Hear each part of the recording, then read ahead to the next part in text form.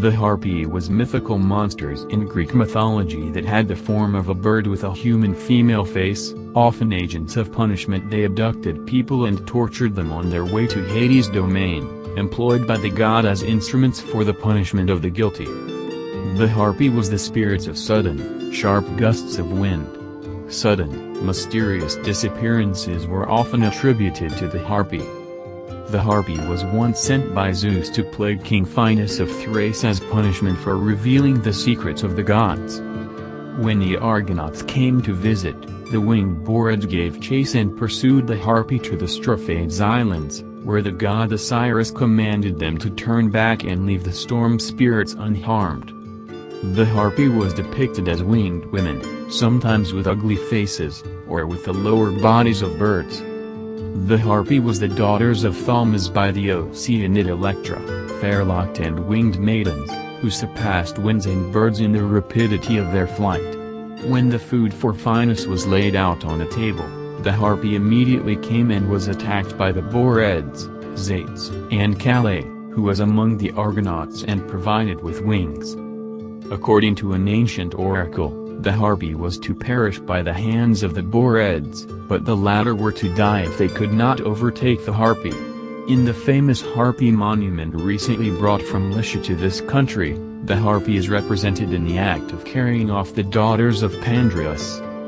Thalmus married a daughter of deep-running Oceanus, Electra, and she bore him swift-footed Iris, the rainbow, and the harpy of the lovely hair, a Sipete and a Illo, and these two in the speed of their wings keep pace with the blowing winds, or birds in flight, as they soar and swoop, high aloft.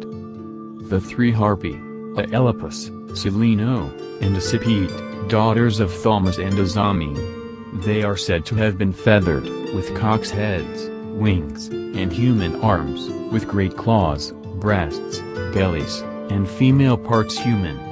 Bird-bodied, girl-faced things they harpy are, abominable their droppings, their hands are talons, their faces haggard with hunger insatiable. But no, the harpy, storm spirits have snatched him Odysseus ingloriously away. The harpy was possibly numbered amongst the winds commanded by Aeolus in the Odyssey. Aiolos, son of Hippotas the deathless gods, counted him their friend. As swift as a harpy, with as little warning as a whirlwind or a lightning flash, the harpy dropped from the clouds, and in their speed, they outstripped the storm winds from the west. In fleet, a whirlwind does they, the harpy, pass over peoples and seas far. Harpy, snatchers, rapacious female daemons. Hesiod, in the so-called Journey Round the Earth, says that Phineus was brought by the harpy to the land of milk feeders who have wagons for houses. Twice ranged the Boreads along this coast and wheeled round and about, yearning to catch the harpy, while they strove to escape and avoid them. Apollonios indeed says it was Iris the rainbow who made Zates and his following turn away from their pursuit of the harpy, but Hesiod says, Hermes.